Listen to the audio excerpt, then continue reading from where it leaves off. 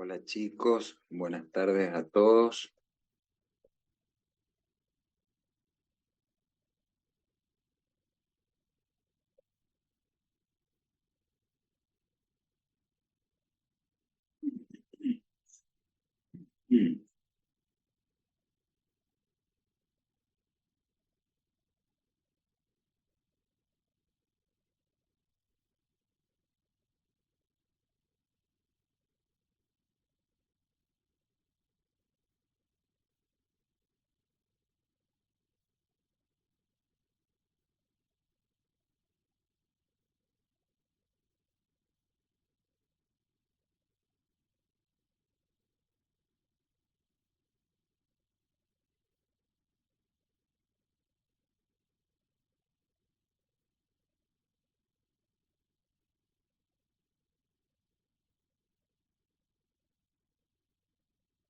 Buenas tardes a todos.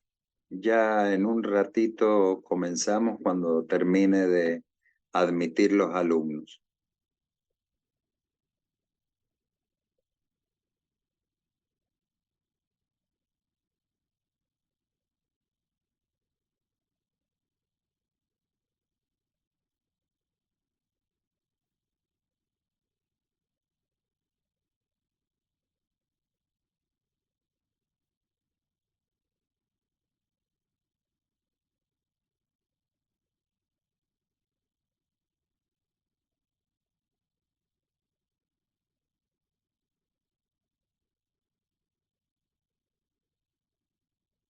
Bien, aparentemente ya estaríamos en condiciones de empezar. Vamos a continuar donde hemos dejado la semana pasada. Estamos viendo nociones generales de bioética, ¿no es cierto? Les he explicado lo que hemos visto antes, justamente los orígenes, eh, sobre todo proceso de Nuremberg, les comenté de Pío XII y las reuniones de la Sociedad Italiana de Anestesiología, donde se aparece por primera vez justamente el principio formalmente expresado, en realidad ya se conocía, del doble efecto. Bueno, hemos visto después también hemos visto también, ¿no es cierto?, los orígenes de la literatura bioética y eh, después hemos visto, o vamos a ver, me parece que eso no lo hemos visto todavía, los problemas bioéticos de la actualidad. Eso me parece que lo vamos a ver en la clase de hoy. Así que bueno, termino de admitir los alumnos que están entrando y comenzamos.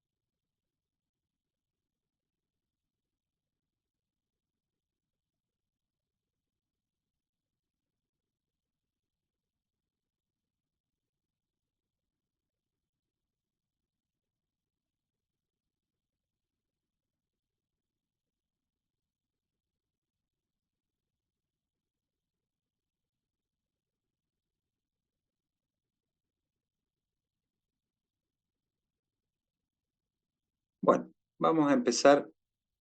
Vamos a suponer que ya han entrado todos los alumnos que se incorporan hoy a la sala. Vamos a empezar justamente con el tema de los desafíos éticos de la actualidad. Cuando hablamos de la actualidad, obviamente no es la actualidad del día presente, para que se entienda, sino lo que podríamos decir la segunda parte del siglo XX en adelante. Primero, hay dos hitos que podríamos decir que son fundamentales y que nos coloca en esta necesidad de que nosotros hoy en día estemos hablando justamente de esta materia, formación humanística. Es decir, que nosotros estemos viendo cómo es el tema de la dignidad humana, cómo es el tema de la persona, cómo debemos entender al hombre y cómo empezamos a ver el pensamiento reflexivo del hombre cuando los problemas que afrontan están relacionados con conflictos con la vida. Ahí aparece la bioética. Me parece que les he contado el caso de Karen Quinlan, que después de haber quedado en un estado de vida vegetativo persistente,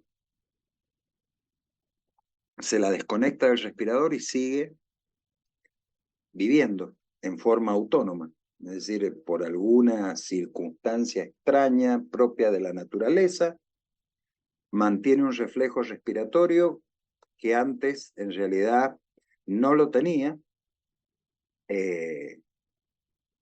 y aquel sostén vital sin el cual no podía subsistir, ahora sin el sostén vital sigue subsistiendo. Bueno, ¿cuál fue el problema de este antecedente, que es del año 1972? El problema fue justamente que el debate médico estaba entre mantener el respirador o no mantenerlo, porque en definitiva la única fuente de vida que tenía esta chica por el estado vegetativo era justamente el respirador. Y entonces se abría el conflicto ético. ¿Qué sentido tiene mantener a una persona artificialmente viva?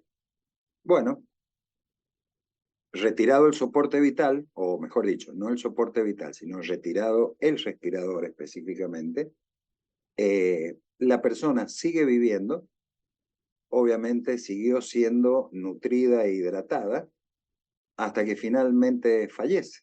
O sea, son algunos de los tantos problemas que se pueden plantear en el tema de la práctica médica o en el tema de la ética biomédica. Bueno, decía que en la modernidad, mediados del siglo XX y lo que llevamos del siglo XXI, aparecen dos hitos que son fundamentales o que revolucionan, podremos decir, la medicina. El primero es de tipo terapéutico, aparecen las sulfamidas y la penicilina, a partir de ahí se abre un espectro de tratamiento contra enfermedades que antes, en una tasa estadística muy alta, eran fatales para las personas. Es decir, una influenza podía terminar en una neumonía y matar a la persona. En la actualidad, o mejor dicho, después de la aparición, del descubrimiento de las penicilinas, por ejemplo, el tratamiento es un tratamiento bastante cómodo, entre comillas, de ser administrado al paciente para superar este tipo de enfermedad. Es decir, aparecen antibióticos bacteriostáticos, antibióticos de los beta-lactámicos, y se abre un panorama increíble. Tanto es así, fíjense, que en la Segunda Guerra Mundial, los soldados heridos en el frente de batalla eran los soldados norteamericanos aquellos que sobrevivían a las enfermedades porque no se producían las complicaciones de las infecciones, dado que el ejército norteamericano contaba con penicilina. No así el resto de las tropas de los ejércitos que estaban en conflicto. Bueno, y la otra revolución, que obviamente es muy superadora de la revolución terapéutica, es justamente la revolución biológica. Aparecen los estudios de la biología, y con los estudios de la biología, la comprensión de los fenómenos iniciales de la vida, y terminan justamente desarrollando todo un campo científico en materia de biología molecular, en materia de genética, que va a llegar, por ejemplo, a los años 80, permitiendo la primera clonación de mamíferos, y después, más adelante, malas prácticas médicas no confirmadas históricamente, es decir, no confirmadas incluso hasta la actualidad, desencadenan la prohibición a nivel mundial a través de un tratado internacional, de un acuerdo de la comunidad científica mundial con la declaración de genoma humano, la prohibición de la clonación humana. Bueno, se empiezan a descubrir justamente los aspectos más íntimos de la existencia de la vida, es decir, cómo es el proceso de fecundación. Se empieza a investigar y a tratar enfermedades de esterilidad a través de técnicas de reproducción, y eso justamente va generando un nuevo debate donde nuevamente vuelve a estar comprometido todos estos conceptos de los que hemos venido hablando: dignidad humana, vida humana, porque justamente la revolución biológica ha generado un cambio en la reflexión moral sobre los destinos de la humanidad. Es decir, pensemos que de la misma manera que el hombre ahora empieza a dominar artificialmente las técnicas de fecundación, es decir, no domina la vida, a no confundirse, no domina la vida, porque yo no puedo reproducir artificialmente vida humana.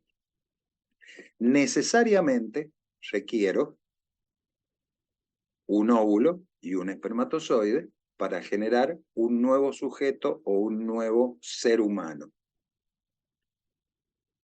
Sin embargo, el conocimiento íntimo que yo tengo ahora a través de la biología molecular, a través de la embriología, me permite a mí, por ejemplo, manejar técnicas experimentales con la finalidad de producir o de generar fecundaciones en aquellos casos en los que naturalmente la fecundación natural sería imposible. Bueno, ustedes se preguntarán qué tiene esto de problema o de conflicto. Bueno, el tema de las técnicas de reproducción humana en realidad son un avance científico, es indiscutible, es un avance científico que, éticamente llevado a cabo, es un beneficio para la ciencia y para la humanidad. Sin embargo, en algunos casos, y cuando la visión del médico es utilitarista, por ejemplo, la experimentación con embriones humanos es totalmente factible, y de hecho en la misma actualidad todavía se realizan. Es decir, estamos hablando de experimentación con seres humanos. Esto genera todo un nuevo debate y un ámbito de reflexión moral. Porque ahora, por ejemplo, nos planteamos, desde que en una técnica de reproducción asistida hay embriones sobrantes que se pueden destinar perfectamente y que de hecho en un alto porcentaje se destinan, por ejemplo, a la experimentación humana, a la experimentación médica, esto supone, en definitiva, un descarte de los seres humanos con los que se ha experimentado, y no hay mucha diferencia con lo que pasaba, por ejemplo, con los crímenes de guerra en la Segunda Guerra Mundial, con los médicos nazis cuando experimentaban con judíos.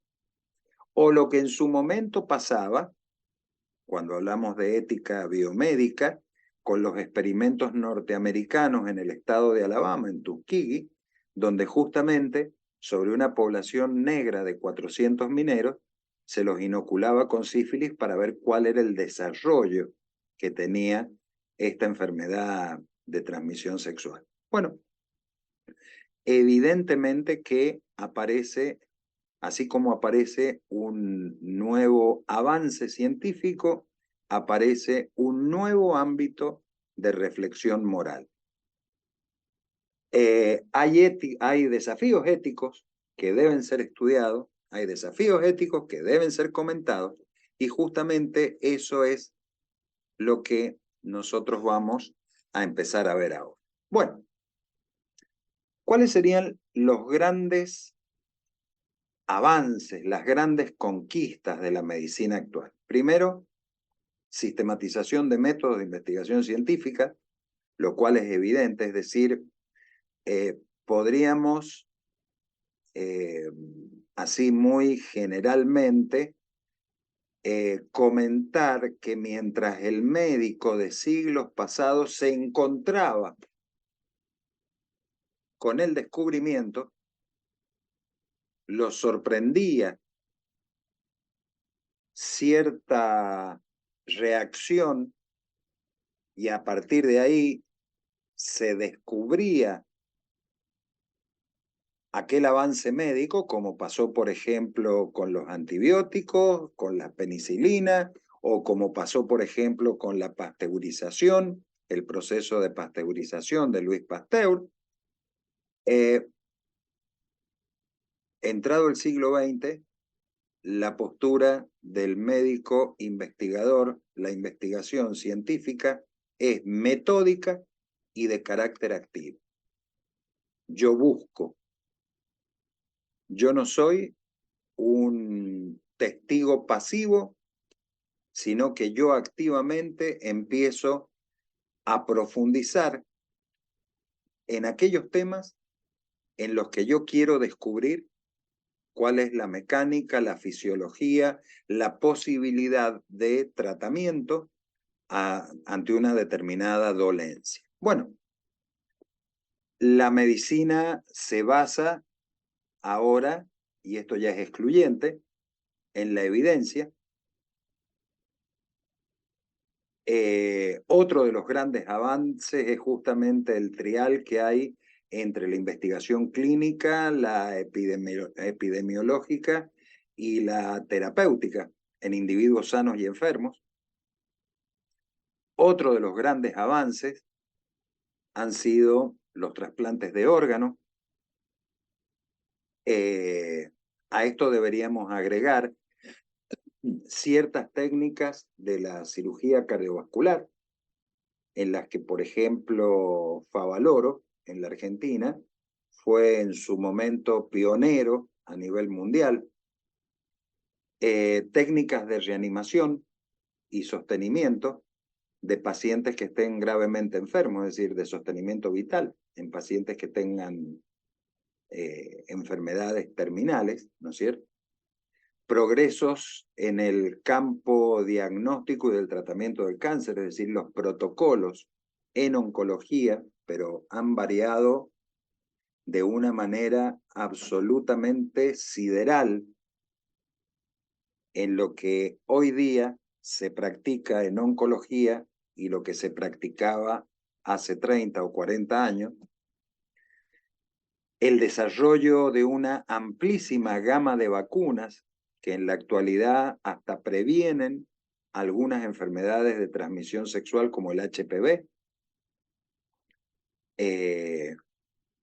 Más allá, ¿no es cierto?, aquellas que histórica o clásicamente han formado parte del calendario obligatorio de vacunación.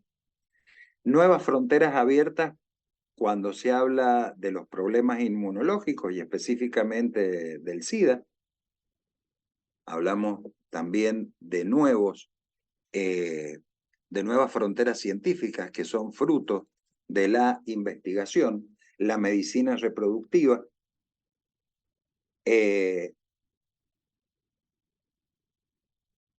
la investigación sobre células madre, que también es un factor fundamental, sobre todo, ¿no es cierto?, en aquellas áreas de la medicina que permiten en la actualidad, por ejemplo, a través de los tratamientos con células madre, poder hacer, permiten hacer tratamientos con células madre para superar ciertas enfermedades. Lo que le comentaba recién, la ampliación de las fronteras de la biología molecular, porque prácticamente lo que se hace hoy día en biología molecular es de ciencia ficción. La genética o las terapias génicas relacionadas justamente con la investigación de células madre, la farmacogenética, la ingeniería genética, las terapias génicas y las técnicas de ADN recombinante, es decir, las técnicas de ADN recombinante incluso las llevamos nosotros, muchos de nosotros las llevamos en el cuerpo, a través de la última pandemia, ¿no es cierto?, las vacunas que nos han ido poniendo, justamente van recombinando ADN, tienen un proceso especial de formación que ha permitido en alguna medida poder hacer que el virus se frenara, según lo que nos han dicho.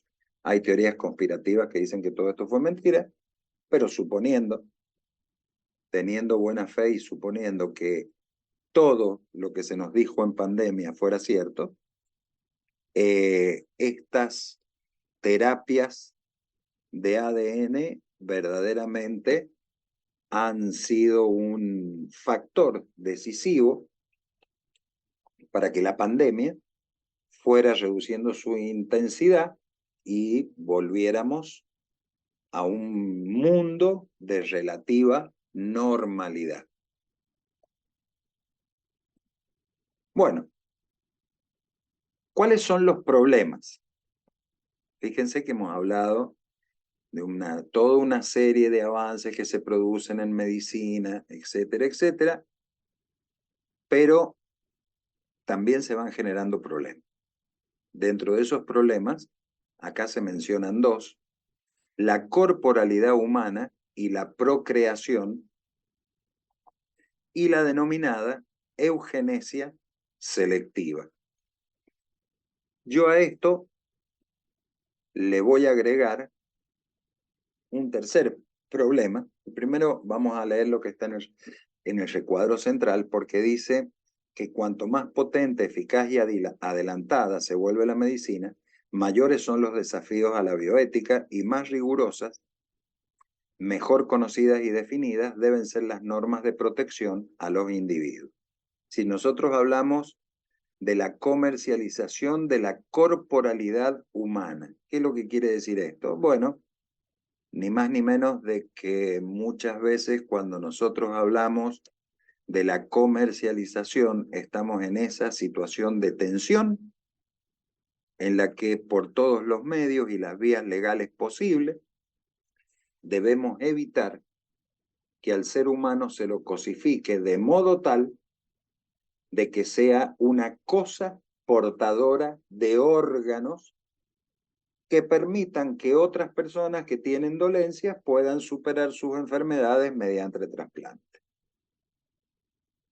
Acá no es viable esta situación, ¿no es cierto?, por la ley de trasplante que tenemos en la República Argentina, pero existen países donde muchas veces los órganos se comercializan. tienen precio, es decir, tienen nombre y apellido. El tema de la procreación todavía quizás, yo diría que hasta tiene aristas éticas y jurídico-legales que son más graves todavía.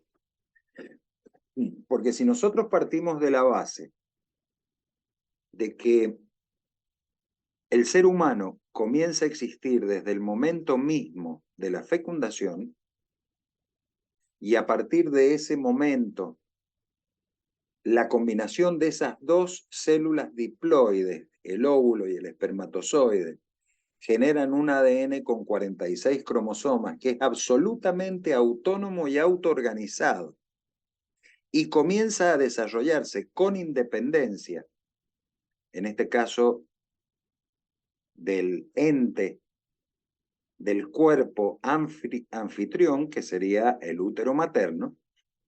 Yo debo reconocer en este nuevo individuo porque hay un ADN nuevo que es distinto del ADN de los progenitores, lo que se denomina novedad biológica. La novedad biológica es justamente la existencia de un nuevo bios, de una nueva vida. Bueno, el desarrollo de las técnicas de reproducción, el desarrollo de la medicina reproductiva, muchas veces puede llevar a situaciones como serían, por ejemplo, el descarte de embriones que han sido fecundados y que no han sido transferidos al útero materno. Una cuestión de imposibilidad biológica, por una cuestión de seguridad en la gestación, cuando se está haciendo el tratamiento, es obvio que el genetista no va, o el médico que hace la práctica de la técnica de reproducción, no va a transferir más de 3 embriones porque puede ser peligroso. Una gesta múltiple, ¿no es cierto? Ya de por sí es peligroso, es un embarazo de alto riesgo. El hecho de que sean 2, 3, más alto riesgo, 4, altísimo riesgo. Ahora, ¿por qué se transfieren 3 al útero materno? Bueno, la idea es que como es tan baja la tasa de éxito de las técnicas de reproducción, en la medida de que yo transfiera 3 embriones, tengo mayor posibilidad de éxito. Con mucha suerte, serán 1 o 2 los que eventualmente sigan el proceso de gestación en el útero materno. Lo más frecuente es que sea solamente 1 y los otros 2 embriones o se paralicen en su crecimiento o sean absorbidos por otro de los embriones transferidos. En definitiva, la técnica, ¿no es cierto?, tiene una baja eficacia y un alto costo en la salud, sobre todo respecto de la mujer, porque para poder afrontarla es necesaria una hiperestimulación ovárica, que es un cóctel de hormonas para que la mujer ovule una cantidad fenomenal de óvulos por cada ciclo de ovulación, ¿verdad? Y eso le puede terminar provocando una patología oncológica. Bueno, acá tenemos problemas en las conquistas de la medicina, porque cuando se habla de las técnicas de reproducción asistida, por ejemplo, en ningún momento, públicamente, después cuando se da el consentimiento informado, sí, obviamente el médico da a conocer estas contraindicaciones, pero en ningún momento se las plantea como técnicas que puedan ser perjudiciales para la vida o la salud, la vida o la integridad física de la persona.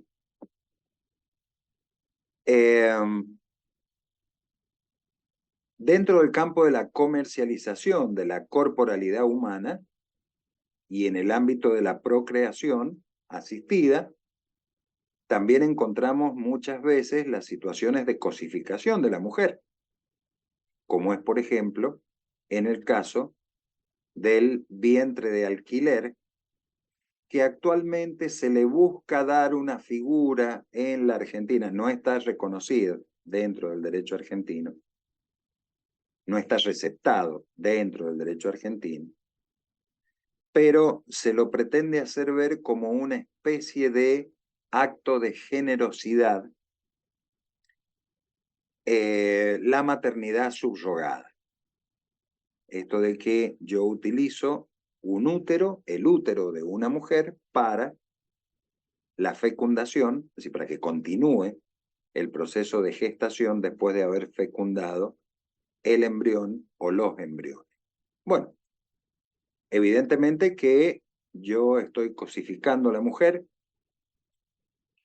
En el medio hay toda una situación contractual y situaciones un poco oscuras cuando se habla de la responsabilidad que asumen los que llevan adelante la práctica, es decir, los interesados en la práctica, los responsables parentales, los que tienen voluntad procreacional. Y se han dado casos, esta es una figura muy común en la India, se dio un caso hace poco, o sea, hace poco, hará cosa de 4 o 5 años atrás, donde una mujer india fue contratada justamente para gestar 2 embriones que le habían sido transferidos. La pareja era una pareja australiana. Bueno, se pagó lo correspondiente para el alquiler del útero, la gestación, todo, pero cuando nacieron los niños, uno era Down y el otro era normal. Y la pareja contratante solamente recibió al niño normal y no al niño Down. Ahí tenemos algunos de los problemas que se podrían llegar a plantear. Algunos de los problemas. Después tenemos el otro, que es la eugenesia selectiva. Cuando hablamos de eugenesia, por las dudas que no, alguno no conozca el término, eu significa bueno, genes significa origen, es decir, el buen origen. Hablamos de justamente esa carga genética, ¿verdad? Que hace que se presuma que una persona, por ejemplo, va a gozar de mayor o menor salud, de mayor o menor propensión hacia el conocimiento científico, artístico, deportivo, etcétera, etcétera. Bueno, la eugenesia selectiva justamente en alguna medida propone este mejoramiento de la raza y en otra, que no es una situación menos preocupante, propone la supresión de aquellos sujetos que están siendo gestados y tienen algún tipo de enfermedad o patología, como sería, por ejemplo, una trisomía, supongamos el Down. Entonces, directamente se propone con la finalidad de evitar estos embarazos o gestas de personas que adolecen de enfermedades, se propone directamente el aborto, ¿no es cierto?, antes de que estos sujetos gestados sean una carga para la familia.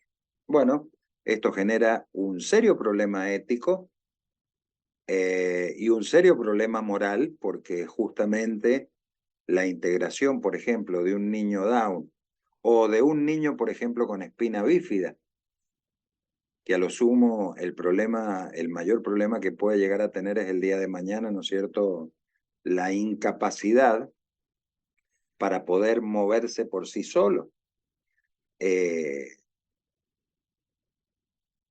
Hay que ver justamente si yo puedo hacer prevalecer estas situaciones de comodidad frente a la supresión de la dignidad humana, es decir, frente a la supresión de la vida del sujeto que está siendo gestado. Más todavía, y acá no aparece, Pero hay otra situación que es todavía tan preocupante como estas que se mencionan acá de la comercialización de la corporalidad humana, la procreación, la eugenesia selectiva, que es el patentamiento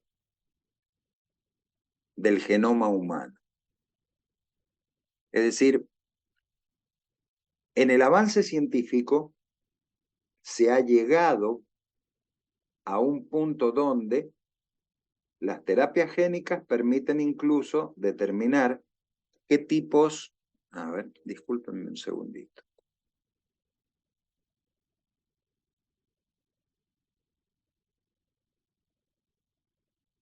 Bueno, acá me está haciendo una pregunta Nahuel. A ver, mire, discúlpeme, le voy a contestar de una manera que no debo contestarle, pero se lo voy a contestar con otra pregunta.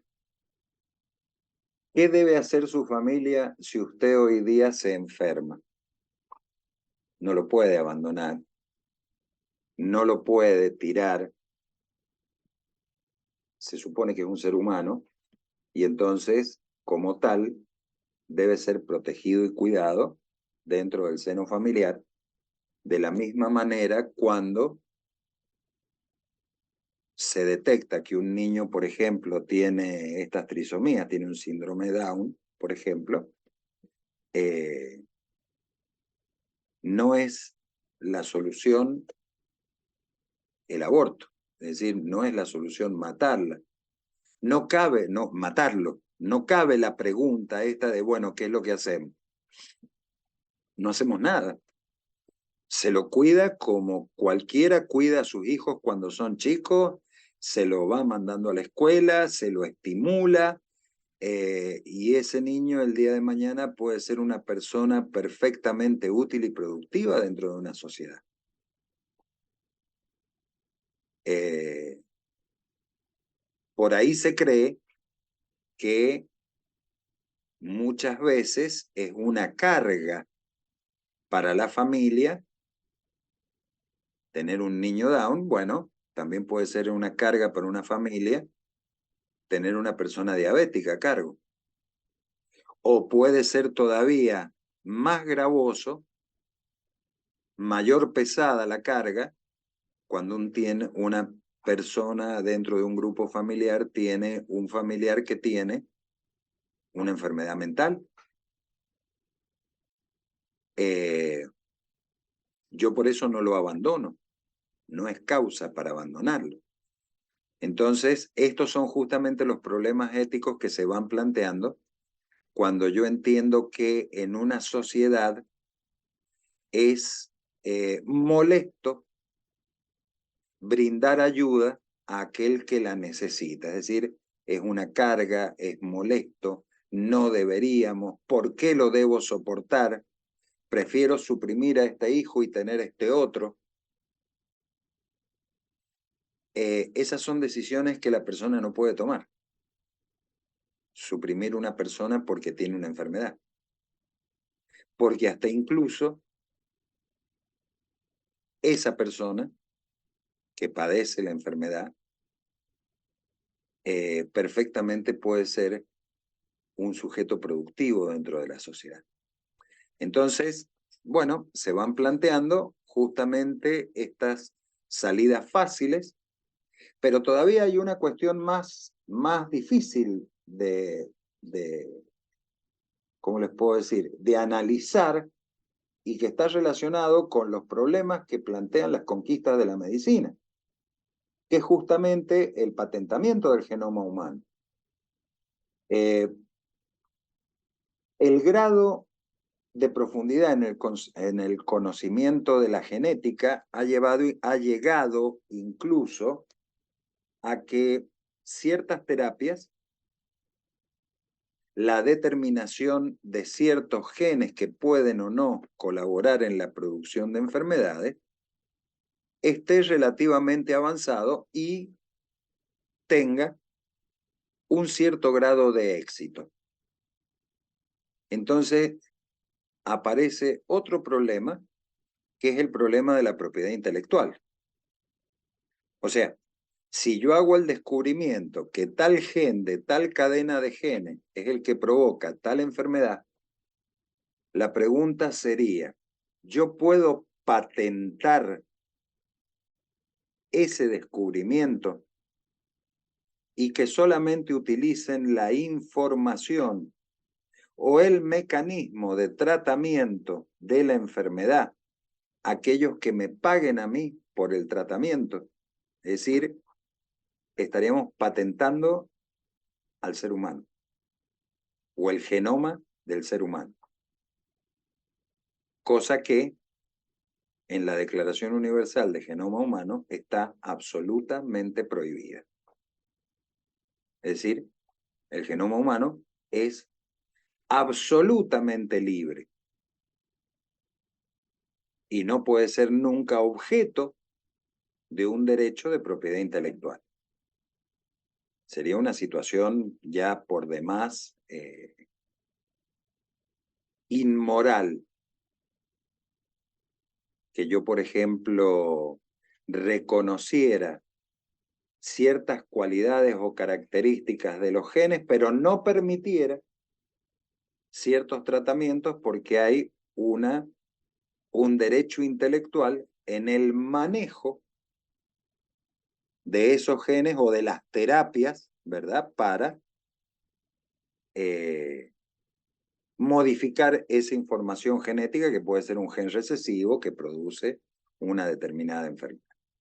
Bueno, esos son los problemas o los desafíos que se van generando. La ciencia experimental justamente amenaza con asumir el estatuto epistemológico de la política, es decir,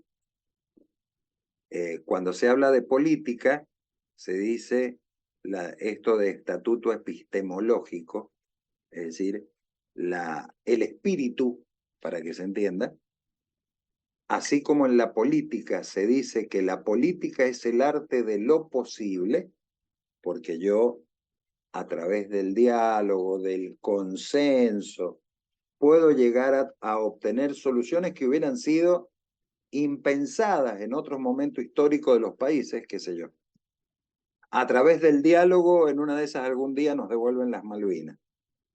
A través del diálogo con los ingleses, quizás en algún momento tengamos un punto de acuerdo y nos devuelvan las Islas Malvinas. Eso era impensado después del año 82, que fue cuando la Argentina, los militares que estaban en el golpe de Estado de la Argentina, invaden las Malvinas. Pero uno, ¿qué puede saber? Por eso, el arte de lo posible. La política es el arte de lo posible. La ciencia experimental es también el arte de lo posible. Es decir, yo puedo hacer todo lo que sea posible, desistiendo de buscar simplemente el conocimiento de la realidad. Y acá ahora nos enfrentamos a un problema ético y a un problema científico muy serio. Y lo vuelvo a leer. Hacer todo lo que le sea posible desistiendo de buscar simplemente el conocimiento de la realidad.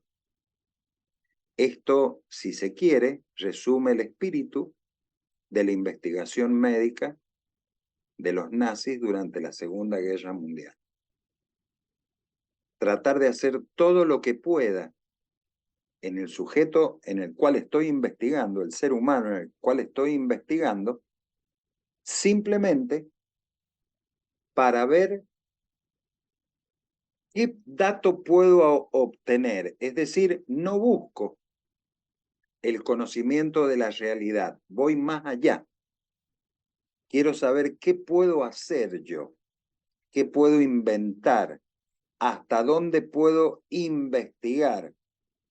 Esto que les estoy diciendo se lo resumo en 2 o 3 palabras muy sencillitas. Los nazis, durante una de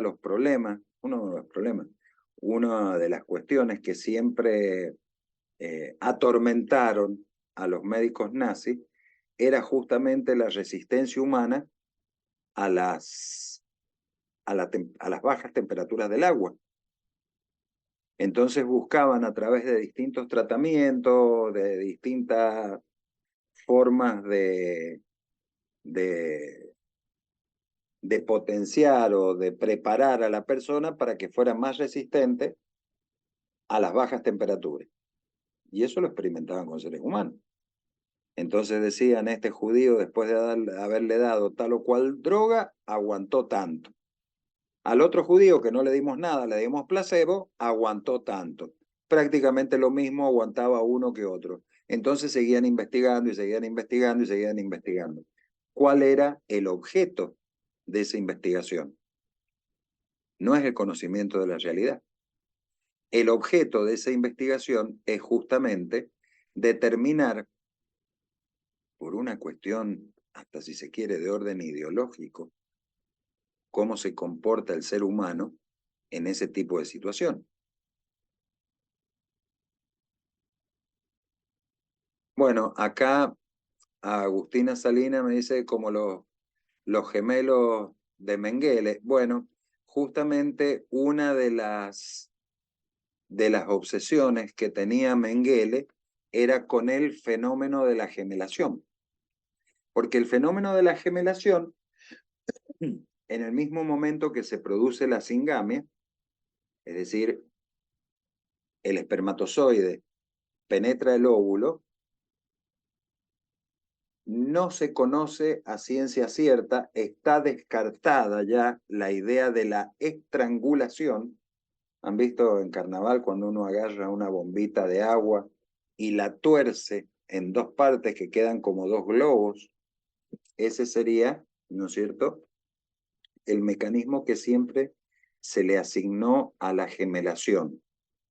Decir que el gemelo idéntico, que además es univitelino, están dentro de un único saco, obedece a este fenómeno de división de ese embrión temprano, ¿verdad?, que se estrangula y se divide en dos embriones. Bueno, esto está completamente descartado.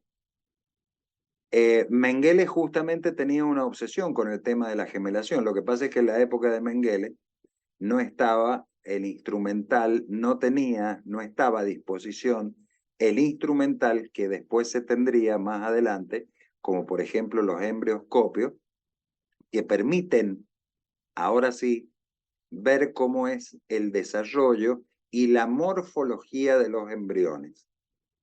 En la década de los 40 todavía no se había desarrollado con la perfección que se tiene 40, 50 años después, en la década de los 80. Bueno, muchas veces la cuestión científica lleva a estos límites o a estas fronteras en donde yo no investigo para conocer la realidad, sino que yo investigo por otras finalidades que muchas veces son no solamente inmorales, sino hasta ilícitas. En algún momento se ha llegado a plantear la situación de la clonación humana para generar masas de obreros, cosa que es una barbaridad, pero que nos pone en evidencia que en realidad el conocimiento médico yo lo puedo utilizar en distintas direcciones, o para el beneficio de la humanidad o para el perjuicio de la humanidad. Porque además eso involucraría toda una serie de debates o cuestionamientos de orden filosófico y hasta de orden teológico. Un ser humano, partiendo de la base, de cualquier base de razonamiento, de una discusión, incluso hasta con un ateo o con un agnóstico, en el ser humano se reconoce un plano de espiritualidad, porque yo simplemente analizo estadísticamente la creencia de todos los seres humanos y algunos me dirán que el Dios es, no sé, cualquiera, no sé, un elefante, o como tienen los indios, esos que tienen los bichos esos de 6 brazos, que no sé cómo se llaman. Otros tendrán un Jesucristo, otros tendrán, no sé. Pero todos tienen la idea de remontarse al que los creó. De ahí viene el término religión, religere, volver a religarse con el creador, no con el procreador. El que procreó son los padres. Con el que creó,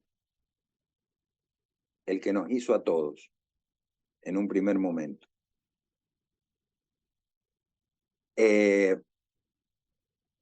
La pregunta sería si estos clones, por ejemplo, son verdaderamente sujetos de la especie humana, porque obviamente son seres humanos, eso no cabe ninguna duda, pero yo no sé si específicamente tendrán la espiritualidad que tiene el ser humano, porque en definitiva es una copia de otro sujeto. Que este diálogo o este debate ya en los ámbitos por lo menos religiosos está resuelto. Esto se resuelve bajo el principio del indubio pro homine. Es decir, en caso de duda, es un ser humano. Yo lo voy a proteger como un ser humano. Aun cuando sea un clon y sea una especie de reflejo de un sujeto que ha sido procreado, a este otro sujeto cuando yo tengo esas dudas, y bueno, ante la situación de duda, el sujeto está dotado de humanidad. Y si está dotado de humanidad, está dotado de dignidad humana. Pero los problemas que se plantean a nivel ético y a nivel jurídico son bastante complicados. Bueno, problema entre la ciencia y la ética. ¿Cuál es el principal problema que tiene? Bueno, yo diría que cuando nosotros hablamos del desarrollo científico, la mayoría, hay algunos que no, ya les voy a poner cuál es la excepción, pero la mayoría del investigador científico avanza al margen de las cuestiones éticas. Quien investiga científicamente muchas veces no tiene en cuenta o no se preocupa o desconoce o se olvida de las cuestiones éticas.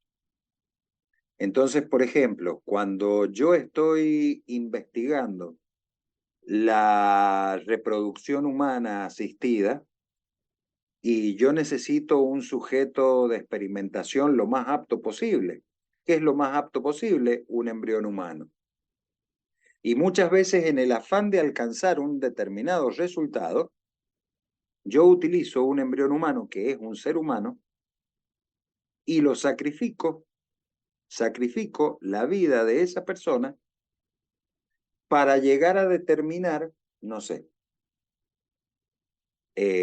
cuál es un fenómeno determinado o un fenómeno que no está claramente descrito en la literatura médica respecto de la reproducción del embrión. Bueno,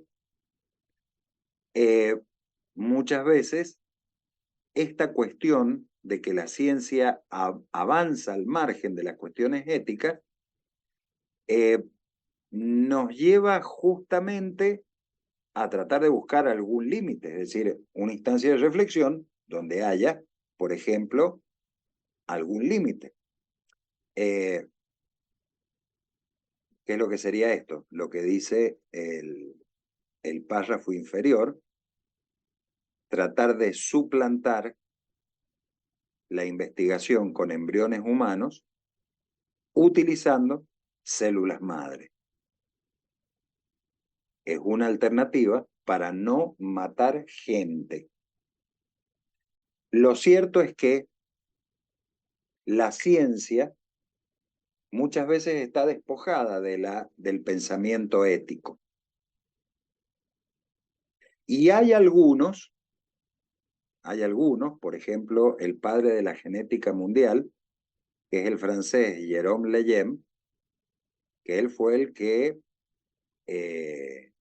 descubrió el ADN humano. Y después de descubrir el ADN humano, obviamente fue la Comisión Norteamericana y Europea las que fueron descifrando el genoma humano. Pero Jérôme Lejeune decía justamente que la información genética que tiene todo ser humano es tan perfecta, tan precisa, tan detallada, que si existiera la técnica suficiente, se podría llegar a saber cuáles son los diálogos que va a tener esa persona. Es decir, qué es lo que va a decir. No solamente el sexo, la edad, las tendencias, o sea, no sé, las virtudes o las cualidades para ser deportistas, artistas, científicos, etcétera, etcétera, sino que incluso podría llegar a predecir qué diálogos, de qué va a hablar esa persona, porque todo está en la genética.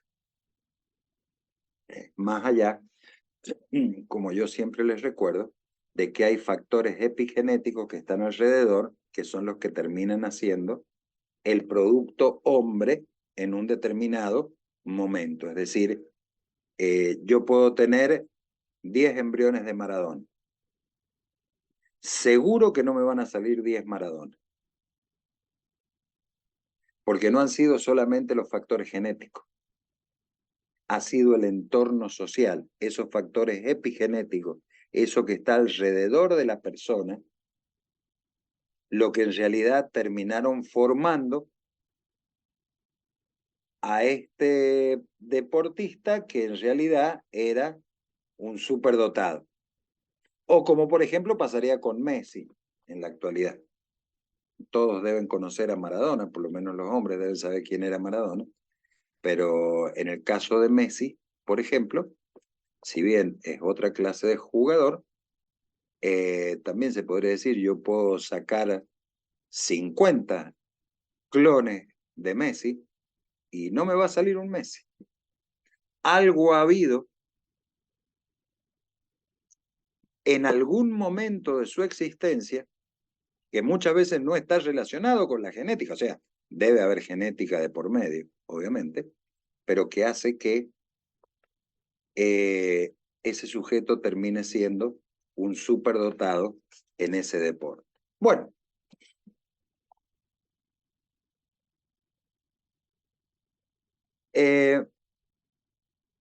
acá les presento, y ya con esto, a ver, ya les digo si vamos a terminar. Sí, vamos a ver estas dos últimas imágenes y terminamos la clase de hoy. Acá les presento el problema ya llevado a términos técnicos, el problema de la formación humanística de todo ser humano, pero especialmente del médico, o de cualquiera que sea efector de la salud, ¿no es cierto? Personal de la salud. Biología, por lo menos en el ámbito de la biología, que es lo que estamos viendo ahora. Biología y medicina son ciencias experimentales, eso no cabe ninguna duda, y parten de la base de comenzar su conocimiento a través de la observación de los fenómenos, de las hipótesis interpretativas, de la evaluación de los resultados. Yo voy viendo cómo se van desarrollando los hechos y entonces a partir de ahí elaboro hipótesis y después evalúo los posibles resultados. Bueno, este método lleva justamente a una acumulación orgánica y lineal de los conocimientos que se autolimita porque se apoya en los datos que son evidentes. Es decir, cuando yo hablo de biología, no tengo mucho margen para la especulación. Dicho en otros términos, en experimentos, o mejor dicho, en la investigación de la biología molecular, yo me voy a plantear, por ejemplo, situaciones de orden experimental que pueden ser objeto de estudio, como sería, no sé, determinar cuál es el factor predisponente para el nacimiento de las trisomías tales y tales. Voy a hacer una observación del fenómeno, voy a hacer hipótesis interpretativas y finalmente evaluación de los resultados. Me voy a apoyar en los datos evidenciables, pero es evidente que yo no voy a hacer hipótesis de trabajo que sean meramente especulativas, como por ejemplo obtener una quimera. Para el que no sepa lo que es una quimera es cuando yo obtengo la unión de sujetos de distintas especies, es decir, estos son cuestiones mitológicas. No sé, se une un caballo con un ser humano. ¿Qué es lo que sale? Un centauro.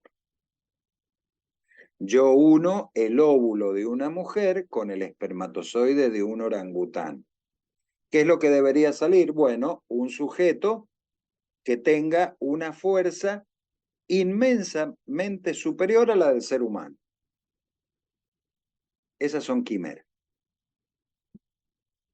A ver, disculpen que están haciendo acá una pregunta.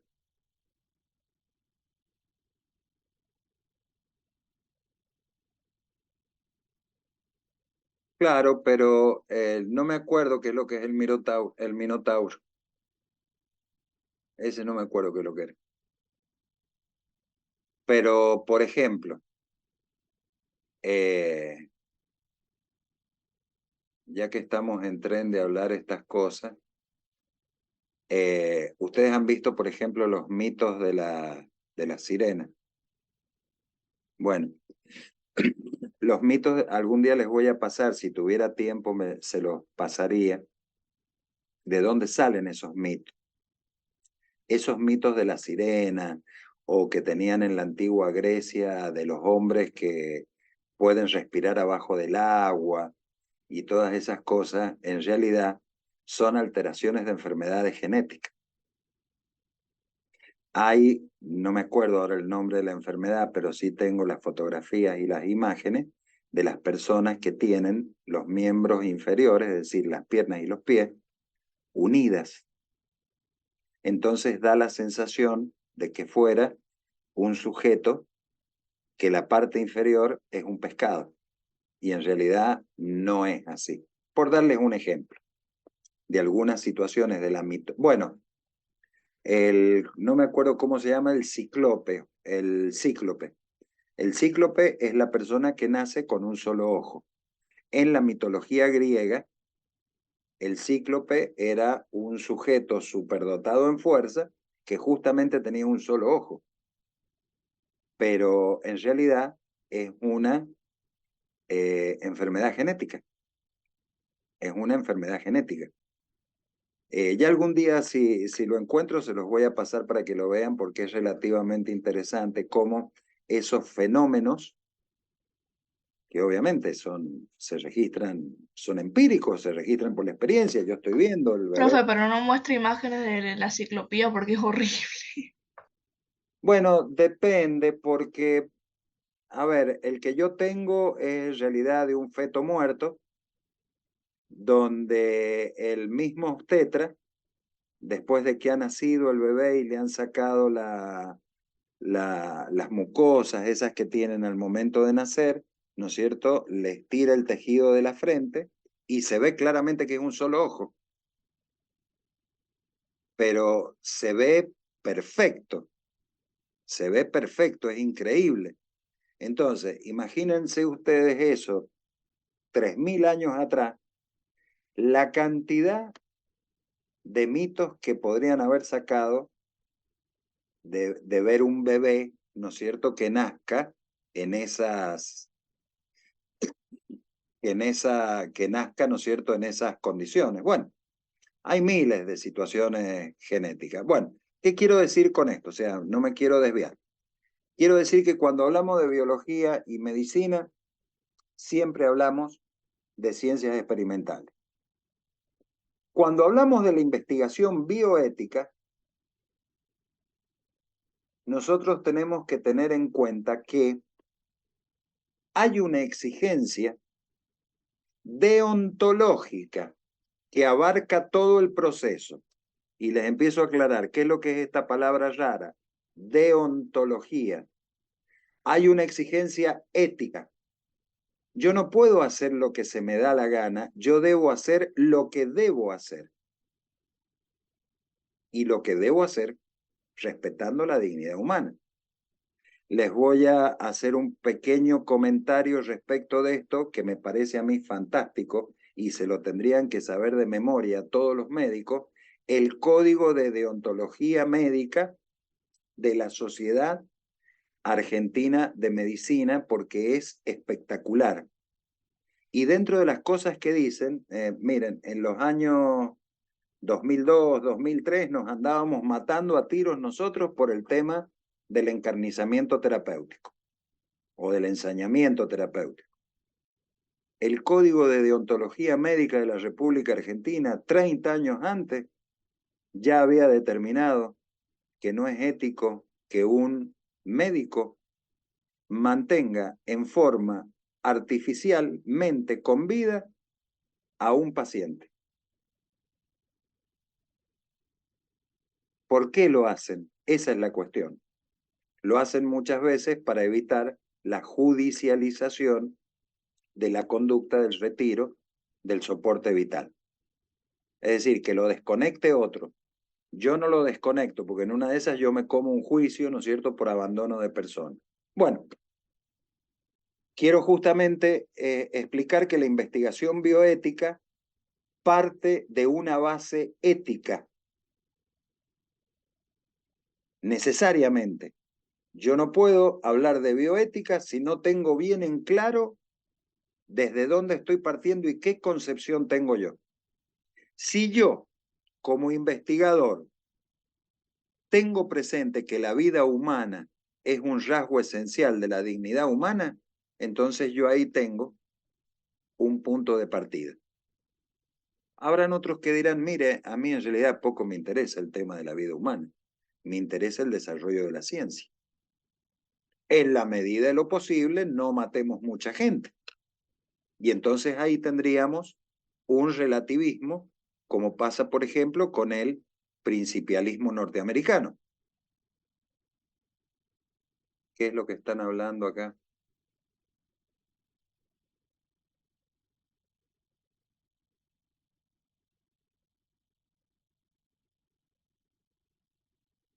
Bueno.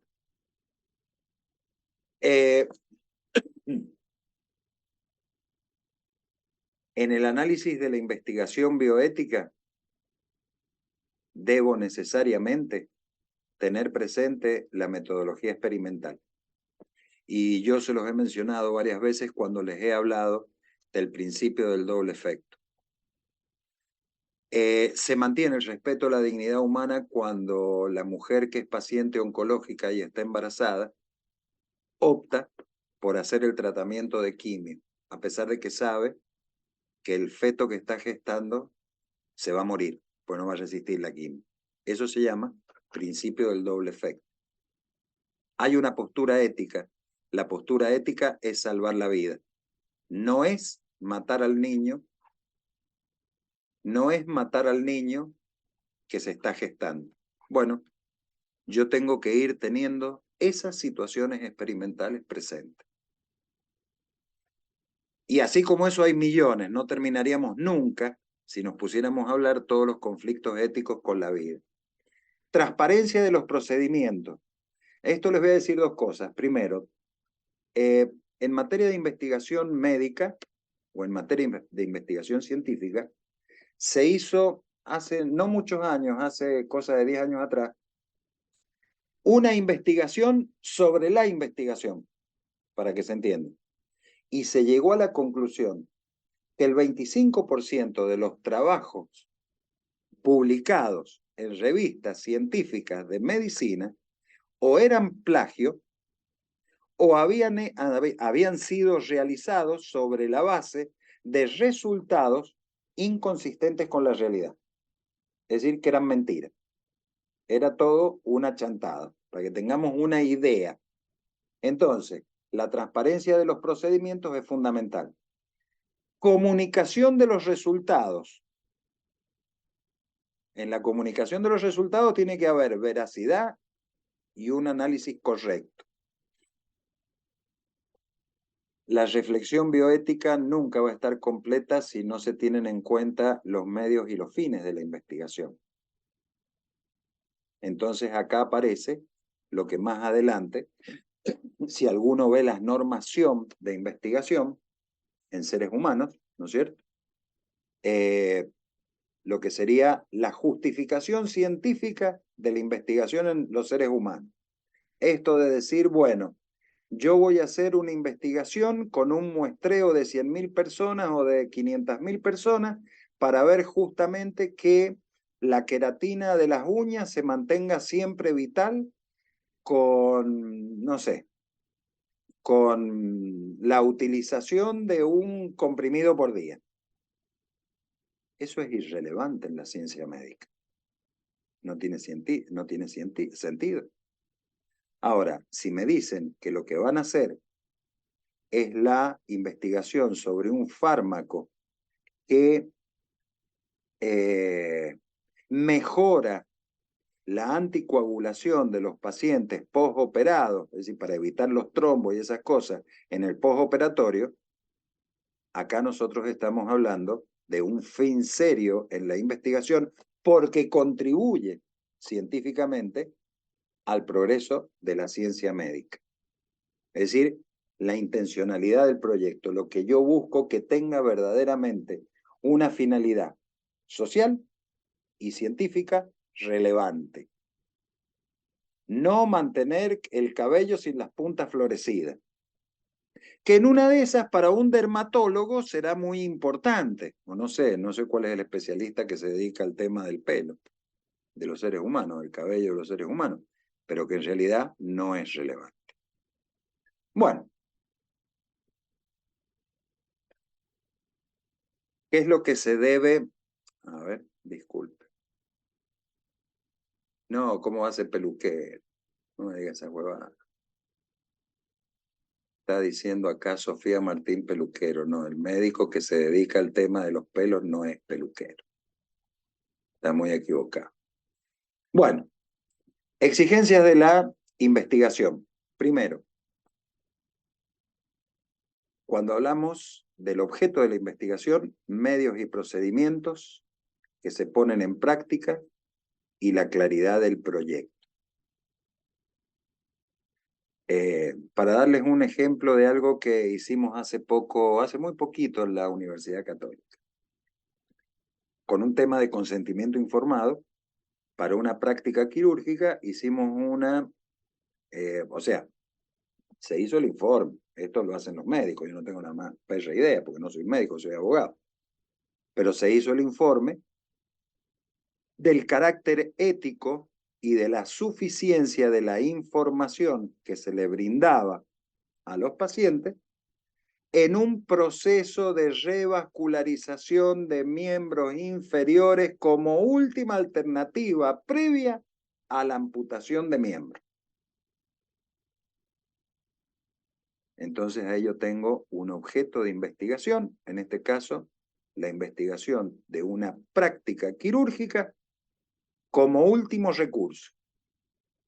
Cuando ya no funciona nada y previo a la amputación del miembro inferior, esta última chance de la revascularización, de la posibilidad de revascularizar.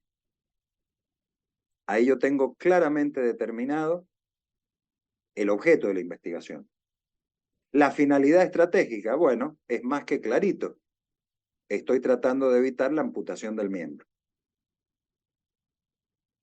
miembro inferior que pueda haberse afectado. Esto se da muchas veces en los procesos, ¿cómo se llama? En las patologías circulatorias, venosas, en pacientes, por ejemplo, que tienen diabetes, etcétera, etcétera.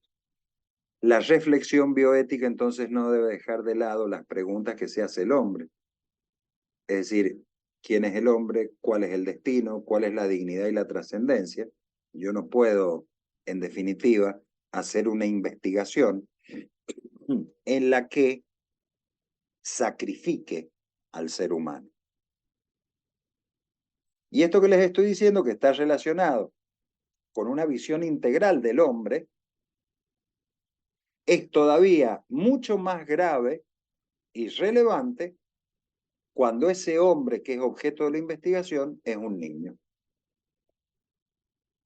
Donde muchísima investigación en niños de protocolos oncológicos o de oncopediatría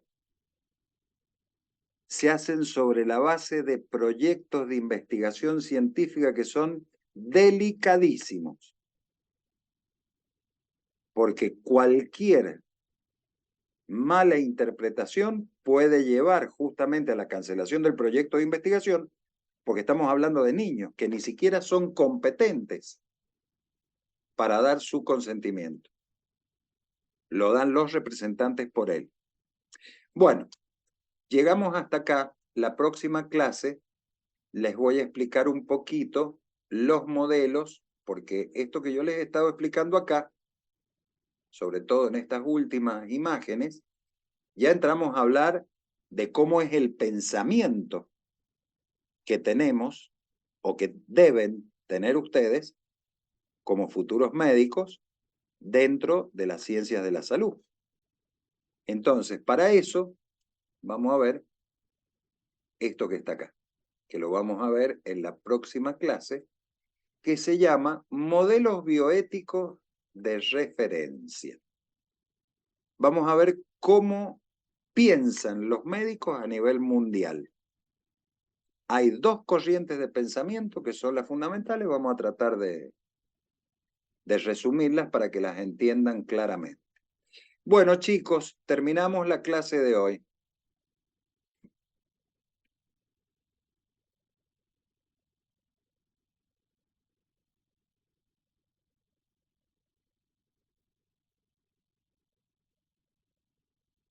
Así que buenas noches para todos. Bueno, esta clase después la voy a subir. Así les queda en el aula virtual, por si después la quieren ver. Buenas noches, profe. Adiós, buenas noches.